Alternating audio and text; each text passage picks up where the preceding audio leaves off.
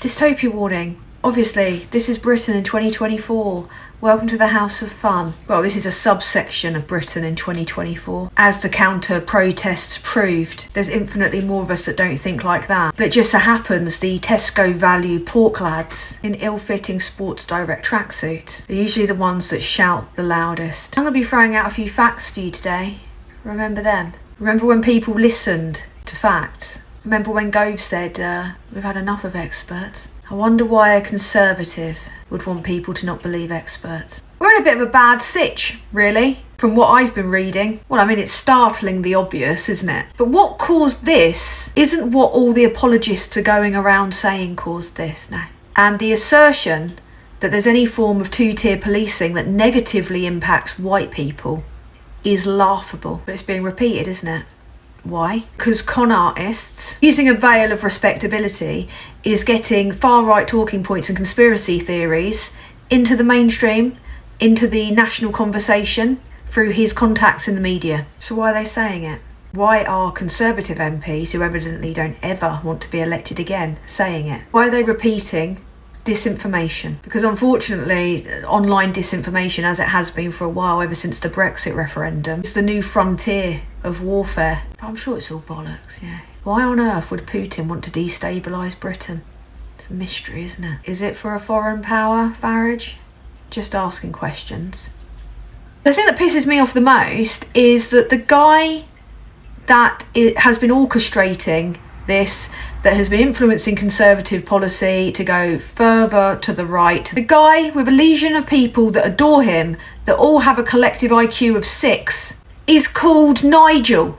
Nigel isn't the name of a national traitor. Nigel's the name of your dad's mate. He used to bring pirated copies of Batman to the pub on VHS. I mean, if you look at all of their names, Andrew Tate, that's the name of a guy who works in a low-level IT job. Stephen Yaxley Lennon. Sounds like a fucking Irish flautist. The problem is, if you try to counter anything, even if you provide all the facts in the world, they're not going to listen because they are radicalised. It wasn't normal rioting.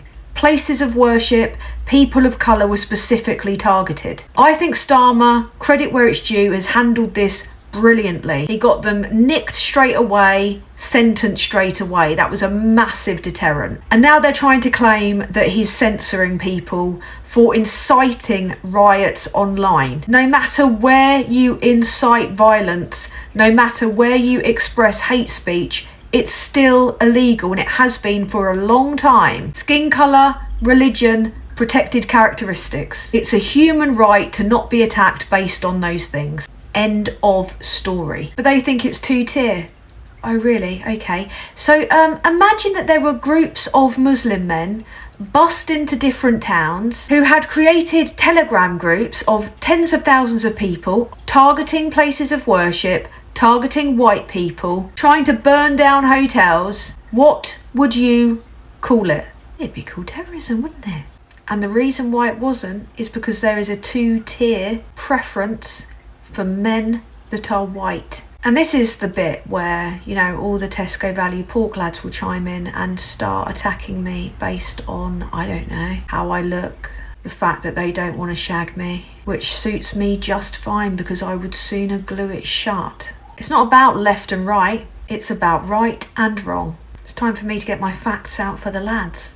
The facts will confuse and scare them. The guy that praised Putin, that is giving it the big one, that is sucking up to Trump, has endorsed Andrew Tate, a man that's awaiting trial. But yeah, you know, that chinless earthworm Jim looking motherfucker who only targets young women because they are too inexperienced to realise that he hasn't got a dick to shag with. So what are the facts of the matter? Defendants of colour are more likely to be charged than white people, finds the CPS. There's been a number of reports like this. Multiple studies have shown that there is no two-tier system that disproportionately or negatively impacts white men. In fact, ethnic minorities are significantly more likely to be convicted than their white counterparts. Defendants from mixed ethnic backgrounds are more likely to be charged. 79% of suspects are charged. That's nearly 10 percentage points higher than than white defendants. Black defendants, 76.2% more likely to be charged. Shall I go on? In 2022, a report found the judiciary in England and Wales is institutionally racist, with more than half of legal professionals surveyed claiming to have seen a judge acting in a racially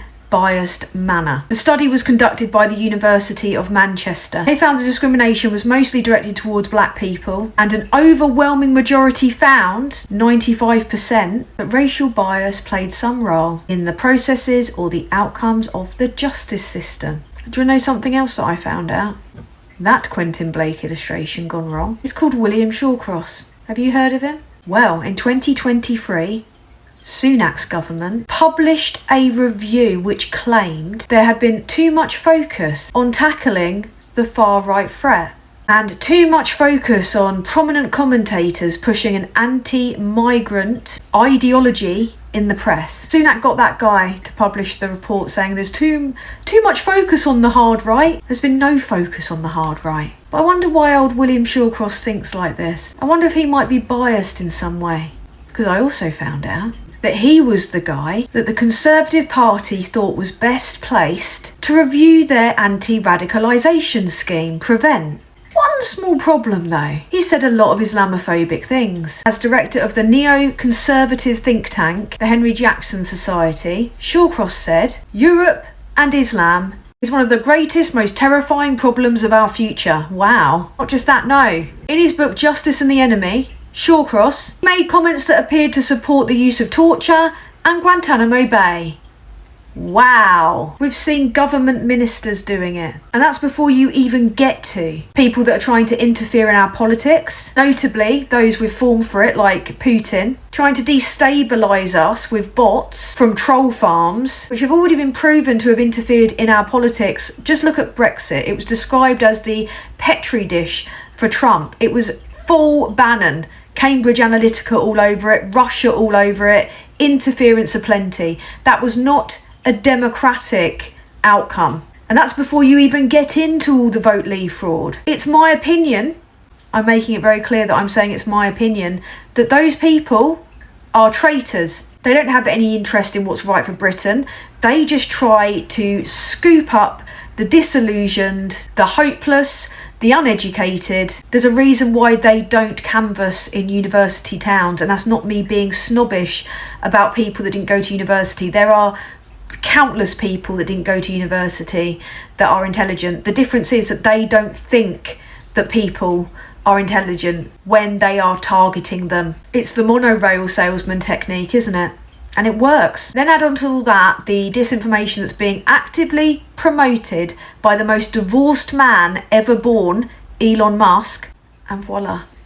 This brings me on to my next point, which is a very important Byline Times article, which I think you're going to want to read. Byline Times are reporting serious concerns that there is some kind of far-right network with links to Putin, far-right figures in Russia, far-right opportunists, Trump, January 6th, Elon Musk. There are a number of really important points in this, but I really want to focus on who's funding it, who's pushing it, and Farage's links to it. I'm not going to go through the entire article because there's not enough hours in the day. I'm going to point out some bits that I think are very interesting. It was reported that Elon Musk deliberately amplified Tommy Robinson's posts at the height of tensions. He allowed Tommy Robinson's banned documentary to get tens of millions of views. Also important to note that he unbanned Robinson when he took over Twitter. Now, Musk didn't just amplify Robinson, but also a number of other far-right accounts that were spreading disinformation around the time of the Southport riots and the riots that followed. He tweeted that civil war is inevitable and criticised Starmer for focusing on Muslim communities when they were the target of the attacks. So that's how a lot of the disinformation was amplified. But when it gets to the money and who's funding them, well, Robinson's funded in part by multi-millionaire Trump allies. Some of them spoke at the rally, which later turned into the insurrection. It's also really important to note that that Trump supporter maintains links with a Russian agent sanctioned by the West for promoting disinformation regarding Ukraine, much like many of the troll bots that this lot rely on, pumping out disinformation whilst seeding in a little bit of anti-Ukraine, pro-Putin stuff, but mostly just supporting reform and GB News. Morten Messerschmidt caught my eye, the Danish politician, because he has close ties to Farage and he's funding Tommy Robinson. Now, we all know that Farage asked, is the truth being withheld from us regarding the Southport murder suspect? He knew, we all knew, that no one under the age of 18 is named. Well, I've got bigger questions about why Farage sees fit to hang around with Danish politicians that have a long history of Islamophobia and racism. In fact, Messerschmidt was convicted of racial hatred in 2002. Yet Farage has worked with him and personally endorsed him for the leadership of the Danish People's Party. They've all got their fingers in each other's pies, haven't they? My question would be, do they know about each other's links? But there is a silver lining in all of this, and that's the fact that this Labour government isn't going to take the approach that the last government took with Russia. TikTok dickheads.